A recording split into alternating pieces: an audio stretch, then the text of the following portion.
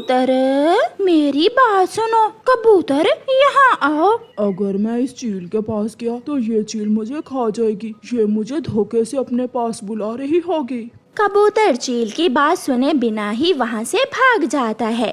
थोड़ी देर बाद एक तोता वहाँ से गुजरता है। चील तोते को आवाज देती है, तोते, सुंदर मिठू तोते, मेरी मदद करो। सुंदर मिठू तोता तुम्हारी बातों में नहीं आने वाला, किसी और को उल्लू बनाओ। मिठू तोता भी वहाँ से चला जाता है। सब मुझसे डरते हैं, पक्षी ये नहीं जानते कि मैं बहुत मुश्किल में हूँ। कोई मुझे पानी नहीं लाकर दे रहा, कोई मेरी बात नहीं सुन रहा।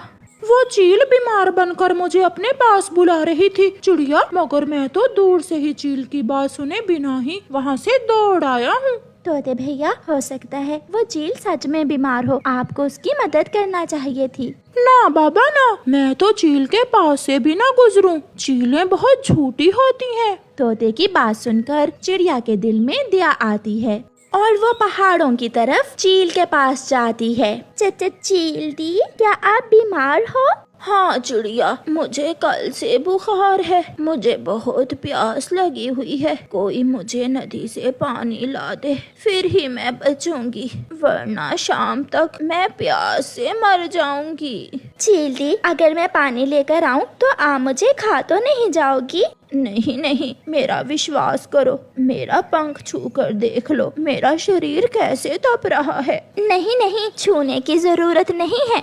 डरती डरती चिड़िया चील के लिए पानी लेने नदी पर जाती है। चिड़िया एक मटके में पानी भरती है और वापस उड़ती है। चील दी, ये रहा पानी और ये रहा गिलास, जी भरकर पानी पी लें। चिड़िया, मुझे एक गिलास पानी डाल दो, मुझ में इतनी ताकत नहीं है कि मैं उड़ सकूं। फिर चिड़िया मटके से पानी का गिलास डालकर चील को दे देती है। अब मैं जाऊं? हाँ चिड़िया, तुम्हारा बहुत बहुत धन्यवाद जो तुमने मुझ चील पर विश्वास किया। चिड़िया वहाँ से चली जाती है। कुछ दिन गुजर जाते हैं। चिड़िया की पड़ोसन गोरी कव्वी बहुत लड़ाकी थी। वो नदी पर बैठी हुई थी। पास उसका बेटा जग्गू कौवा खेल रहा था। चिड़िया का बेटा कुकू भी वहाँ आ जाता है। तुम यहाँ क्यों आए हो? ये जगह मेरी है। नदी, नाले, पेड़ पौधे सबके साझे होते हैं। मेरी मम्मा ने मुझे यही बताया है। मैं यहाँ से नहीं जाऊँगा। जग्गू, बातें सुन रहे हो इस चिड़िया के कमजोर बेटे की? तो लगाओ इसके मुंह पर। अपनी मम्मा की बात सुनकर जग्गू कौवा कुकू को मारने के लिए आगे बढ़ता है। मैं बताता हूँ तुझे। कुकू तेजी से अपनी चोंच जग्गू के सर पर मारकर वहाँ से चला जाता है। जग्गू के सर से खून बहने लगता है। मर गया। हाय मम्मा, मारा मुझे उसने, मेरे सर पर मारा। जग्गू, तेरे तो सर से खून बहने लगा है। गोरी कव्वी जग्गू को लेकर अपने घर चली जाती है। गोरी कव्वी जग्गू के सर पर पट्टी करती है। नहीं छोड़ूंगी, मैं उस चिड़िया और उसके कमजोर बेटे को नहीं छोड़ूंगी। मम्मा, सच सच मम्मा, पहले उसने लड़ाई शुरू की। मैं तो वहाँ बैठा था कि जग्गू ने मुझसे लड़ाई शुरू कर दी। खोलो खोलो दरवाजा, जल्दी करो चिड़िया की बच्ची। चिड़िया डर जाती है और एक सुराख में से बाहर देखती है। कुकू बेटा, अलमारी के पीछे छुप जाओ, गोरी कव्वी आ गई है, वो छोड़ेगी नहीं अब किसी को, वो बहुत गुस्से में है। कुकू अलमारी के पीछे छुप जाता है। चिड़िया दरवाजा खोलती है। निकालो बाहर अपने उस गुंडे को, मैं देखती हूँ उसे। गोरी बहन, कौन? यहाँ तो कोई गुंडा नहीं है। अपने बेटे को, जिसने चोंच मारकर मेरे जग्गू के सर पर जख्म किया है। गोरी बहन, कुकू तो अभी घर नहीं आया, वो ना जाने कहाँ चला गया है। आ ले एक बार वो घर, मैं उसे जान से ही मार दूंगी। गोरी गुस्से में वापस चली जाती है।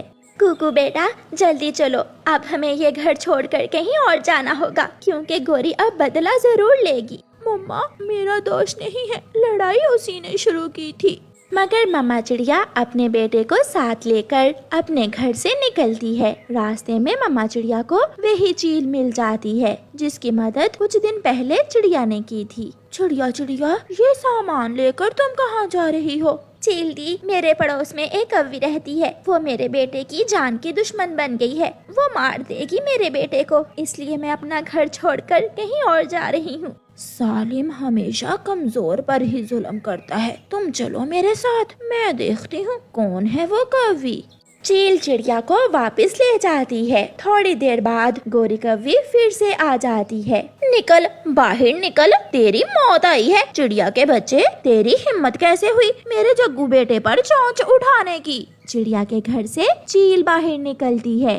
कहाँ है मौत? काली कौवी, और किसे मारने आई है तू? चील चाची, आप यहाँ क्या कर रही हो? सुन कौवी, अगर दोबारा चिड़िया को या उसके बेटे को मारने की कोशिश की तो उल्टी लटकाकर तेरी पूंछ पर मारूंगी। चल भाग यहाँ से, आई बड़ी काली कौवी कहेंगी।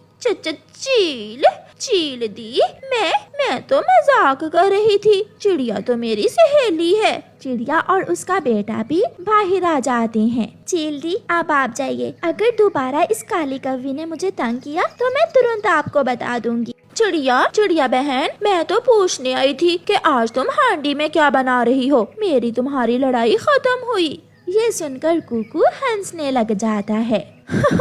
आंटी कौवी तो भीगी बिल्ली बन गई। गोरी कौवी वहाँ से भाग जाती है और चिड़िया अपने बेटे के साथ खुशी खुशी रहने लगती है। सभी छोटे दोस्त नदी के पास बैठे हुए थे। जोगू कौवा अपने दोस्तों से कहता है, जंगल में एक ऐसी जगह है जहाँ बेरी के फल लगे हुए हैं। उस जगह का सिर्फ मुझे ही पता है। जग्गू, हमें भी बताओ, हम भी खाएंगे बेरी के फल। जग्गू, तुम दोस्त हो हमारे, हमें भी ले जाओ। आज तो मैं तुम्हें बहुत मीठे मीठे बेरी के फल खिलाऊंगा। ऐसा सोचते हुए शरारती जग्गू अपने दोस्तों से कहता है। तो फिर सब तैयार हो जाओ। रुको, मैं घर बताऊं, फिर जाते हैं। छोटे तोते, इतना टाइम नहीं है। अगर नहीं जाना तो तुम ना जाओ, हम तो जा रहे हैं। फिर छोटा मिठू भी बिना घर बताए ही उनके साथ चला जाता है। जग्गू उन सबको एक अनजान रास्ते पर उड़ाता हुआ दूर ले जाता है। जंगल की उस दिशा में वो कभी नहीं आए थे। मगर जग्गू कौवा तो आवारा था। वो तो जंगल की हर जगह को जानता था। जग्गू उन सबको एक वीराने में ले जाता है। जग्गू, यहाँ तो कोई बेरी का फल नहीं है। शायद उधर होगा, मैं अभी देख कर आता हूँ। जग्गू वहाँ से उड़ता है और अपने दोस्तों को वीराने में छोड़कर वापस चला जाता है। बहुत मजा आएगा जब ये सब यहाँ बैठकर रोएंगे। ऐसे सोचते हुए जग्गू कौवा वापस चला जाता है। यार कुकू, इतनी देर हो गई, जग्गू अभी तक नहीं आया। फिर वो सब जग्गू को आवाज देते हैं। जग्गू कहाँ हो? हम यहाँ हैं, यहाँ आ जाओ। मगर कोई जवाब नहीं आता।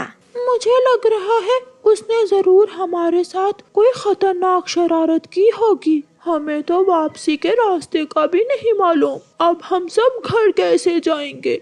मुझे तो डर लग रहा है। वो सब वहाँ बैठे हुए थे कि बारिश शुरू हो जाती है और उनके पास बारिश से बचने के लिए कोई जगह ना थी। अब हमें एक साथ रहना होगा, फिर ही हम इस मुश्किल से निकल सकते हैं। यहाँ खतरनाक जीव भी रहते हैं। मुझे डर लग रहा है कोई हमें मारकर खा जाएगा।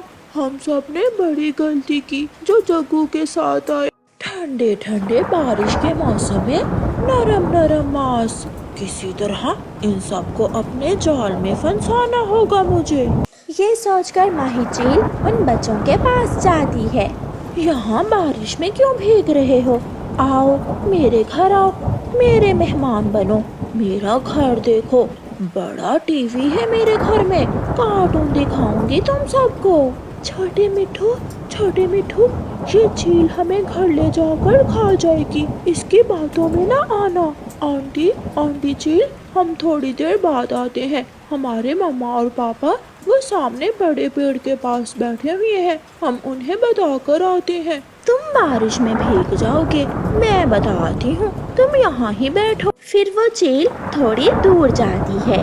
अब मैं जाकर छोटे बच्चों से झूठ बोलती हूँ कि मैंने उनके मम्मा पापा को बता दिया है और उन्हें अपने साथ ले जाती हूँ। सब भागो यहाँ से, भागो, हमें किसी भी तरह यहाँ से दूर जाना होगा। वो सब वहाँ से उड़ते हैं और दूर निकल जाते हैं। अरे, वो कहाँ गए? वो बच्चे तो बहुत चालाक निकले, मुझे अच्छी भली चील को उल्लू बना दिया। भूखी चील वहाँ बैठकर उनकी राह देख दिखने लगती है। तीनों दोस्त भागते भागते घने जंगल में पहुंच जाते हैं और एक बड़े पेड़ के नीचे छुपकर बैठ जाते हैं। हमारे मम्मा पापा परेशान होंगे, हम सब ने यहाँ आकर बहुत बड़ी गलती की।